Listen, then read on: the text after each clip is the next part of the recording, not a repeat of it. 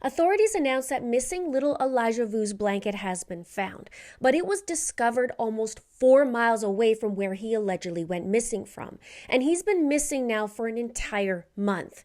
As for that blanket that he was supposedly carrying, that's a long way for a toddler to wander off. So how did it get there and when? Also, Elijah's mother and her boyfriend are facing neglect charges and obstruction, and Elijah's mother, Katrina, will be going to court in just a few days for her arraignment. I'm Linda with It's a Crime, so now let's get into it.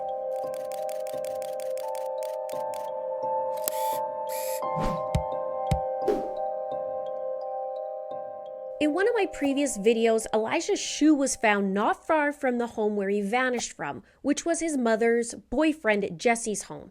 Jesse was teaching him some lessons, so to speak, to make the 3-year-old little toddler into a man.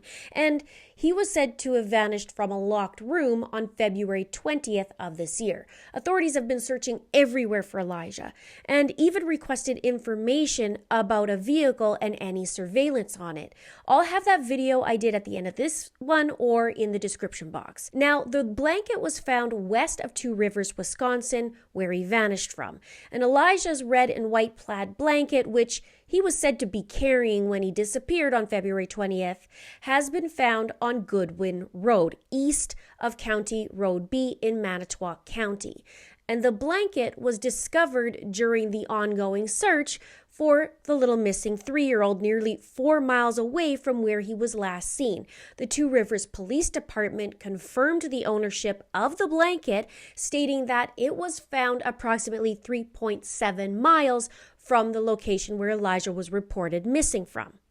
Authorities didn't specify what day it was actually found, but according to a news source, they said they have reason to believe that they found it 5 days after Elijah was reported missing, so on February 25th, and they posted this photo that coincides with Goodwin Road. Now, on Facebook, the chief said, "We continue to request the public's assistance in checking all urban and rural areas, including water, to find Elijah and locate any evidence related to his disappearance." And in a previous video, I had wondered about the blanket, the size of it, because a toddler, a little 3-year-old carries a blanket all the time. However, I'm told this is an adult size blanket. So naturally, I'm wondering, how did the blanket get there? That's a big blanket. It's 4 miles away. What are your thoughts about it? I'd love to know below. Now, when we look at the map, we see the Two Rivers is to the east, and the blanket location west is on Goodwin Road. And I'm not sure where his shoe was found, only that it was near the place he went missing. If you know that location, please let me know below. And also notice the location of the landfill that they have been searching, but coming up empty-handed. Now, meanwhile, Elijah's mother, Katrina Baur, and her boyfriend, Jesse Vang, appeared in court for charges related to child neglect concerning Elijah.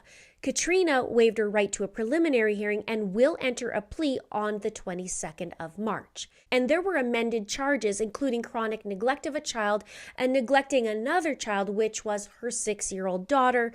Those were filed against her. As for Jesse, he didn't have legal representation and requested a speedy trial, and he awaits an attorney appointed by the public defender's office. No one has been charged for Elijah's disappearance, but from this case background, already it doesn't look too good. I outlined the timeline previously, and that was in the early stages. You can get that at the end of this video or down below. But the mini timeline, if you will, February 20th, Elijah was reported missing just before 11 a.m. by Jesse, saying that he took a nap at 8 a.m. that morning and Elijah was with him in a locked room. He said he made him stand at the edge of the bed and pray, and 3 hours later when he woke up, Elijah was gone from that locked room, and then he called 911. But the day before this, February 19th, is when authorities are searching for that surveillance on a car in their possession. Notable, it does not belong to Jesse or Katrina, and they were asking between the hours of 2 and 9 p.m., and both Jesse and Katrina are charged with lying to the police. Katrina especially had issues with remembering, let's just say, that she was at Jesse's house multiple times in the range of dates in question, which was February 12th to February 20th. And that was all backed up by her cell phone location data. So why lie, right?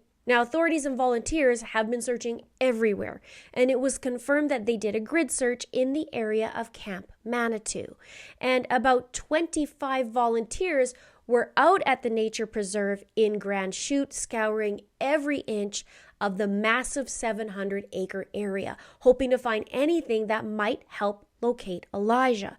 They were exploring off-trail spots, trying to think outside the box to uncover clues. One volunteer even flew a drone to check out the tricky areas.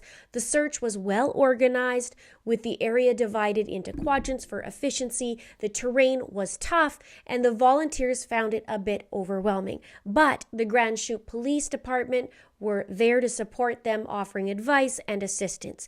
And despite knowing that it's like finding a needle in a haystack, the volunteers kept at it, fueled by the belief that they had to try everything possible to find Elijah.